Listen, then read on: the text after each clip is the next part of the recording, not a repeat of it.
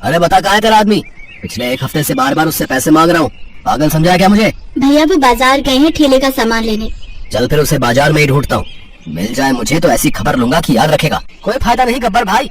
चंदन ने सुरेश को सुबह 5 बजे एक बस में बैठते देखा था। शायद सूरत की बस थी। लगता है दिल्ली छोड़कर भाग गया बेईमान। कोई नहीं, उस भगोड़े को भागने दो। अब उसकी जगह ये हमारा कर्जा चुकाएगी। एक काम करो, इसका जो भी सामान है सब उठा कर ले चलो। कुछ तो कर्जा उतरेगा। उठाओ ये लेमन सोडा का ठेला भी। मालिक ऐसा न करो, मुझ बदकिस्मत को थोड़ा समय दो। मैं आपकी पाई पाई चुका दूंगी मालिक, मुझ गरीब पर रहम करो। सरला का पति सुरेश लेमन सोडा का ठेला चलाता था। आज सुबह ही वो शहर छोड़कर भाग गया। सरला जानती थी कि सुरेश किसी औरत से प्यार करता है और शायद उसी के साथ वो सब कुछ छोड़कर भाग गया है। अचानक से सरला की जिंदगी बदल गई। बेचारी गरीब औरत एक छोटी बच्ची के साथ कैसे रहेगी, क्या करेगी, क्या कमाएगी खाएगी, ऊपर से गब्बर का कर्जा भी उतारना है। यही सोच सोच कर वो परेशान हो रही थी। तभी उसकी नजर लेमन सोडा के ठेले पर जाती है जो सुरेश चलाता था। उस पर सामान तो था ही नहीं। सरला की नजर अपनी चांदी की पायल पर जाती है। माँ कहाँ जा रही हो? पूजा बिटिया बस मैं थोड़ी देर में आती हूँ। सरला सुरेश को अक्सर लेमन सोडा बनाते देखती थी। वो बाजार जाती है। 900 रुपए उसे पायल के एक सुनार से मिल जाते हैं। बाकी वो पड़ोस में रहने वाली मालती से 1000 रुपए उधार लेती है और सारा सामान लेकर घर आ जाती है। अगले दिन से ही सरला लेमन सोडा का ठेला लगाने लगती है। पूजा भी अपनी माँ के साथ काम पर जाने लगी। सरला पूरा दिन ठेले पर लेमन सोडा बनाकर बेचती और जो पैसे कमाती उन्हें जोड़कर एक तरफ रख देती ताकि वो गब्बर का कर्जा दे सके। अभी उसे पड़ोस की मालती के भी 1000 रुपए देने थे। इसी सोच में एक दिन सरला बाजार से घर का कुछ सामान लेकर लौट रही थी। उसने ध्यान नहीं दिया और सामने आती गाड़ी से सरला को ठोकर लग गई, जिस कारण सरला के माथे पर बहुत चोट आई।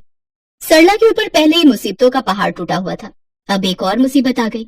तबीयत खराब की वजह से जो उसने काम शुरू किया था वो भी नहीं कर सकती थी।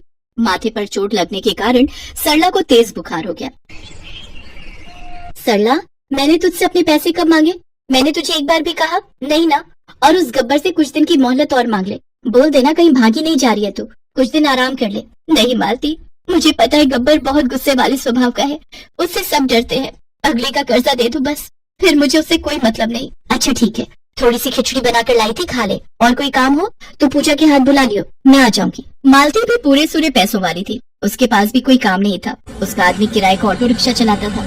मालती स्वभाव की अच्छी थी, इसलिए उसने सरला से अपने पैसे नहीं मांगे। पर सरला को सबसे ज्यादा चिंता गब्बर की थी। गब्बर के उसने 30,000 रुपए देने थे। क्या करूं? काम पर जाना भी बहुत जरूरी है। 2 दिन बाद गब्बर अपने पैसे लेने आ जाएगा। अरे पूजा, तू कहाँ जा रही है बिटिया? माँ, मैं लेमन सोडा बेचने जा रही हूँ। थोड़ी बहुत कमाई हो जाएगी तो पैसे जुड़ जाएंगे। मैं शाम तक आ जाऊंगी, तुम चिंता मत करो। पर बिटिया, तू ठेला कैसे संभालेगी? तू अभी बहुत छोटी है। संभाल लूंगी माँ, मेरी चिंता मत करो, तुम आराम करो। मुझे लेमन सोडा बनाना आता है, मैं तुम्हें कई बार ठेले पर बनाते हुए देखती हूँ। सरला को पूजा की चिंता थी, पर पूजा अपनी माँ की फिक्र में काम पर निकल जाती है। लेमन सोडा ले लो, गर्मी में ठंडा ठंडा लेमन सोडा। दीदी, मुझे भी एक लेमन सोडा देना, अभी देती हूँ। पूजा बच्चों को लेमन सोडा बनाकर देने लगती है। तभी वो देखती है कि एक बुजुर्ग आदमी पैदल चलते हुए जमीन पर गिरकर बेहोश हो गए थे। ये बूढ़े अंकल को क्या हो गया? ये तो कुछ बोल ही नहीं रहे। हेलो हेलो, कौन बोल रहा है? सुनिए, कौन है? आंटी जी, अंकल बेहोश हो गए हैं, मैंने आपका फोन उठाया है। मेरे ठेले के पास अंकल बेहोश हो गए थे। पूजा की बात सुनकर वो औरत वहाँ पहुँचती है और पूजा की मदद से अपने पति को डॉक्टर के पास ले जाती है। पूजा वापस अपने ठेले पर आ जाती है और काम करने लगती है। घर आकर पूजा सरला को आज की सारी बात बताती है। पूजा, ये तूने बहुत अच्छा किया, किसी की जान बच गई, ये बहुत अच्छी बात है। समय रहते उन बूढ़े बाबा को डॉक्टर के पास ले गए। पर पूजा बिटिया, तू रोजाना इतना भारी ठेला लेकर कैसे काम पर जाएगी? बच्ची, मुझे थोड़ा ठीक होने दे, फिर मैं चली जाऊंगी। माँ चिंता मत करो, मैं सब कुछ संभाल रही हूँ। तुम पहले पूरी तरह ठीक हो जाओ, फिर तुम काम कर ले। अगले दिन पूजा फिर से काम पर जाती है तो वो बूढ़े व्यक्ति को वहीं खड़ा देखती है। अरे बाबूजी, अब आपकी तबीयत कैसी है? मैं ठीक हूँ बेटिया। अब इतनी प्यारी और समझदार बच्ची ने मेरी मदद की तो मुझे ठीक तो होना ही था। और फिर बूढ़ा शरीर है, तबीयत खराब तो लगी ही रहती है। पर मैं ये देख रहा हूँ, इतनी छोटी सी बच्ची इतना बड़ा काम संभाल रही है। जीती रहो बेटी, तुम बहुत समझदार हो। पर तुम्हारे माता पिता कहाँ हैं? क्या तुम अकेले ही ये सब संभालती हो बेटिया? पूजा उन बूढ़े व्यक्ति को अपने बारे में बताती है, जिसे सुनकर वो बूढ़ा व्यक्ति भी बहुत भावुक हो जाता है। तभी गब्बर पूजा के ठेले पर आ जाता है। कहाँ है तेरी मम्मा? वो तो कह रही थी कि मेरा कर्जा चुका देगी। घर गया तो घर पर ताला लगा हुआ था, मुझे लगा यहाँ ठेले पर होगी। अंकल, माँ दवाई लेने गई होगी। माँ की दवाई खत्म हो रही थी, वो पड़ोस वाली मालती आंटी के साथ गई होगी। माँ की तबीयत ठीक नहीं है, उनका एक्सीडेंट हो गया था, उनको चोट आई थी, इसलिए आजकल ठेले पर मैं ही काम कर रही हूँ। बस थोड़े दिन और रुक जाओ, अभी बस थोड़े से ही पैसे जुड़े हैं। ला फिर दे, जो भी पैसे तूने कमाए ला मुझे दे। एक मिनट भाई, ये क्या तरीका है छोटी बच्ची से बात करने का? जब वो कह रही है कि कुछ दिनों बाद तेरे पैसे दे देगी तो तू जबरदस्ती क्यों कर रहा है? बुलाऊं पुलिस को? शायद तू जानता नहीं है, मेरा बेटा इस शहर का बड़ा वकील है, अभी तुझे अंदर करवा देगा। एक बच्ची के साथ इस तरह से जोर जबरदस्ती करने के लिए। अरे तो अपने पैसे नहीं लूंगा क्या? कर्जा लिया था इसके बाप ने मेरे से 30,000 रुपए, वो कौन देगा? तुम दोगे?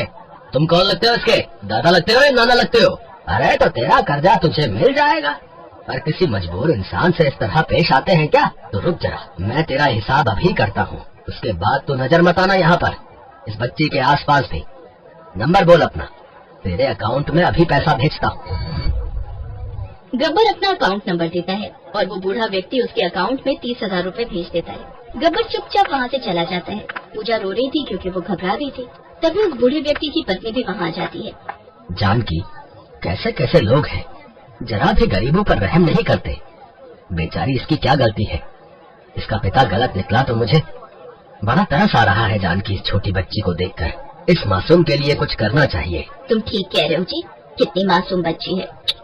चुप हो जा बेटी, रो मत। बाबूजी, आपने उन अंकल को पैसे देकर सचमुच माँ की बहुत बड़ी परेशानी दूर कर दी। अंकल, आप घर चलो, मैं आपको माँ से मिलवाऊंगी। बूढ़ा व्यक्ति अपनी पत्नी के साथ पूजा के घर जाता है। सरला को जब पता चलता है कि गब्बर का सारा कर्जा उन्होंने दे दिया है तो वो हाथ जोड़कर रोने लगती है। साहब, मालकिन, आप हम माँ बेटी के लिए भगवान का रूप बनकर आए हो। आप जैसे मददगार फरिश्ते इस दुनिया में बहुत कम होते हैं। मैं मेहनत करके आपको थोड़े थोड़े पैसे लौटा दूंगी साहब। नहीं सरला, पैसे लौटाने की कोई जरूरत नहीं है। तुम आराम से अपना काम करो, अपनी बेटी को पढ़ाओ लिखाओ और खूब काबिल बनाओ ताकि ये बड़ी होकर अपने पैरों पर खड़ी हो सके, नौकरी करे, अच्छे पैसे कमाए। बस सारी परेशानियां अपने आप दूर हो जाएंगी। एक काम करो, तुम्हारी तबीयत ठीक हो जाए तो तुम मुझसे आकर मिलना। सदर बाजार में मेरी एक दुकान है, तुम ठेले की जगह लेमन सोडा की दुकान खोल सकती हो। फिर तुम्हें इधर उधर घूमना भी नहीं पड़ेगा। बस अपनी दुकान पर आओ, पूरा दिन दुकान पर बैठो और शाम को ताला लगाकर घर आ जाओ। दुकान रहेगी तो तुम्हारी कमाई भी अच्छी होगी। पर एक शर्त पर मालिक, आपको मुझसे दुकान का किराया लेना होगा। पहले ही आपने मेरे लिए बहुत कुछ किया है, वो बहुत है मेरे लिए। और फिर कुछ समय बाद सरला जब ठीक हो जाती है तो वो सदर बाजार में लेमन सोडा की दुकान खोल लेती है। दुकान खोलने से उसकी कमाई बहुत अच्छी होने लगी थी। सरला ने पूजा को स्कूल में डाल दिया। अब पूजा स्कूल जाने लगी। सरला की छोटी सी जिंदगी उसकी बेटी का भविष्य बनाने में गुजरने लगी और ये सब उन नेक दिल बूढ़े व्यक्ति और उनकी पत्नी के कारण हुआ था। सरला मालती के भी उधार के पैसे लौटा देती है क्योंकि उसने भी बुरे वक्त में सरला की बहुत मदद की थी। सीता और गीता नाम की दो जुड़वा अनाथ बहनें अपने चाचा चाची के साथ रहती थी। सीता गीता के माता पिता नहीं थे, बचपन में ही वे दोनों गुजर गए थे। तब से सीता गीता अपने चाचा चाची के साथ ही रहने लगी। पर उन बेचारी अनाथ बच्चियों की चाची चंचला बहुत ही बुरी थी। वो उन दोनों को बिल्कुल नौकरानियों की तरह ही रखती थी। कहाँ रह गई दोनों? कितनी देर की बाजार से सामान लेने गई हुई हो, अब आ रही हो? चाची, रास्ते में तेज बारिश हो गई थी इसलिए देर हो गई। ये चीनी गीली कैसे हुई? जरूर बारिश में थैली भिगोई होगी। चाची, राशन वाले भैया ने जो चीनी की थैली दी थी ना, वो फटी हुई थी, हमें पता नहीं चला, तभी चीनी में पानी चला गया। हमें माफ कर दो चाची। आज तुम दोनों की खैर नहीं, तुमने इतना नुकसान कर दिया। तुम्हारे माँ बाप हमारी छाती पर मूंग दलने के लिए तुम्हें दुनिया में छोड़ गए, खुद तो ऊपर चले गए और हमारे लिए मुसीबत छोड़ गए। चंचला, तुम्हें शर्म नहीं आती? बेचारी बच्चियों के साथ इतना बुरा व्यवहार करती हो, थोड़ा भगवान से तो डरो। अब तुम क्या चाहते हो? मैं मायके चली जाऊं? एक बार चली गई ना तो लौट कर नहीं आऊंगी, फिर ढूंढते रहना दूसरी। चंचला सीता गीता पर हमेशा ही हाथ उठाती रहती थी, जिस कारण वे दोनों बच्चियां रात के अंधेरे में सुबह सुबह कर रोती थी। एक रात दोनों ने घर छोड़ने का विचार किया। गीता, हम यहाँ नहीं रुकेंगे, चाची बहुत मारती है। हाँ सीता, तू ठीक कह रही है, हम कहीं दूर चले जाएंगे। सीता और गीता रात के अंधेरे में घर से निकल गई और चलते चलते एक पेड़ के पास रुक गई और उसी पेड़ के चबूतरे पर सो गई। अगली सुबह उनकी आंख खुली तो उन्होंने देखा सड़क पर लोग गुजर रहे हैं। बहुत से ठेले वाले वहाँ पर खड़े हैं। सीता, बहुत भूख लगी है, चल हम कुछ खाते हैं। पर गीता, हमारे पास पैसे नहीं है, बिना पैसों के हमें कोई भी खाने को कुछ नहीं देगा। एक बार पूछते हैं ना, शायद कोई दे दे। ठीक है, चलो। भैया, आपके ठेले से कुछ खाने को दे दो, बहुत भूख लगी है। तुम दोनों के पास पैसे हैं? अरे देखो देखो, दोनों बहनें एक शक्ल की हैं, लगता है जुड़वा है। हाँ हाँ बिल्कुल, और लगता है दोनों अनाथ हैं। भैया, पैसे तो हमारे पास नहीं है। तो मुफ्त में तुम्हें क्या मिलेगा? पैसे लाओ तभी कुछ खाने को मिलेगा। ठेले वाला अभी दोनों को डांट ही रहा था कि तभी एक व्यक्ति वहाँ आता है। भीमा, इन बच्चियों को एक एक पराठा बना कर दे, मैं पैसे दे दूंगा। शुक्रिया अंकल। तुम दोनों कौन हो बेटा? अंकल, मेरा नाम सीता है और ये मेरी छोटी बहन गीता।